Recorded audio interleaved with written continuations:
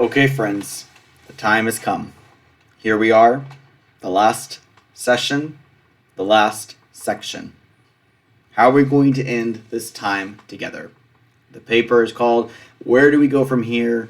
The Lost Sheep. We're going to breathe together. That's right, friends. We're going to breathe. So much of the spiritual journey in Christianity is embracing the unknown. During Advent 2021, I've been focused on the theme of discernment.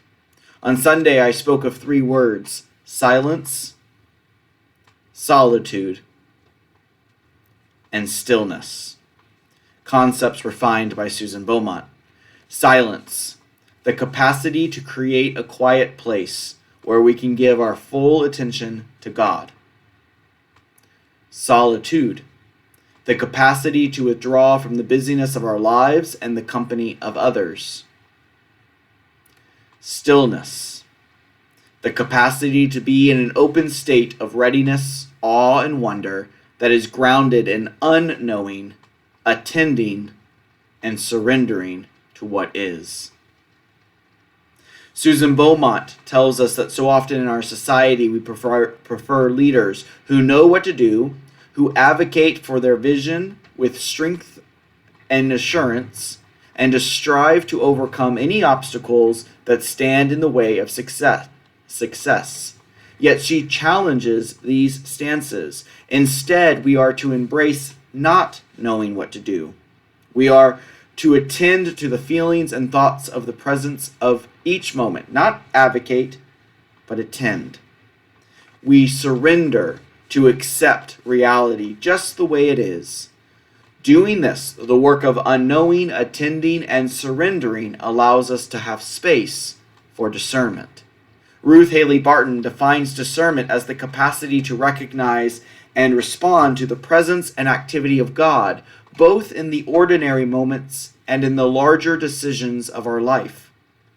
Notice the theological assumption here about God's activity and us longing for it.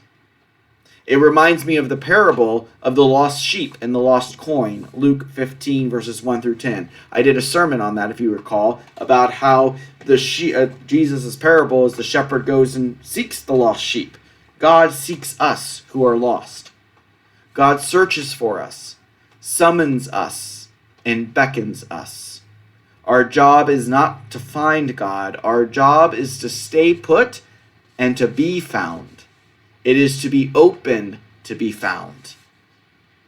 I know that many of you are going to want to jump to do things. For so many, this journey has inspired ideas and dreams of your own, and I am thrilled about that. And you are welcome to, and I strongly encourage you to share those ideas and dreams with me and with each other. Yet, a caution. Do not jump at doing at the sake of losing the opportunity to nurture the capacity for silence, solitude, and stillness. The next step in this journey is not to do. We know how to do. It's about the growing edge. That's not the growing edge for the church. The growing edge is to slow down in order to go fast. Going fast is to go slow. It's a paradox, just as Jesus taught. To gain one's life, you must lose it. Those of you who know me well know that I'm a huge Star Wars fan, and the fact that I have yet to preach on Star Wars, to my knowledge, or to my memory, is shocking to me, surprising. There's a scene where Luke ends his training with Yoda prematurely in The Empire Strikes Back. It's the scene that comes to mind at this juncture. The Star Wars fans will know that in the haste trip led to Luke's hand getting chopped off, and the revelation that Darth Vader, it was indeed Luke's father. My advice: let's keep all of our arms attached. So let's breathe. No, really, let's take a deep breath.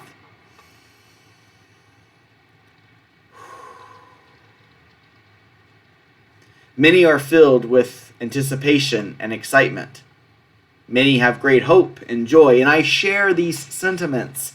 If I didn't believe Deer Lake United could exist for another 20, or couldn't exist in 20 years, if not longer, we would have a very different conversation. You would have a different minister.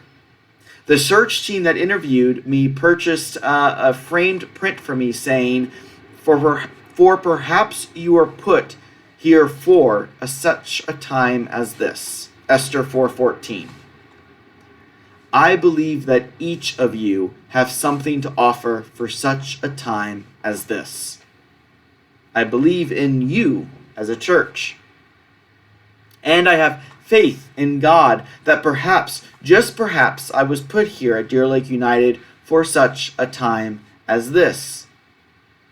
To walk with you, to breathe with you, to celebrate you, to challenge you, to comfort you, and to assure you that if we wait, God will not disappoint.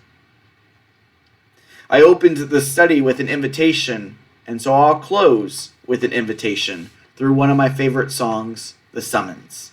Perhaps after this study together, this time together, this journey together, this can be our anthem as we seek the inner stillness, where God will surely find us and lead us into an unfathomable, abundant life. So who's ready? Who's ready to come with me? May it be so. Amen. And then below, you'll see a link to a video of the summons. But I'm going to read it to you, and then we'll conclude. There's no reflective questions. Hear these words.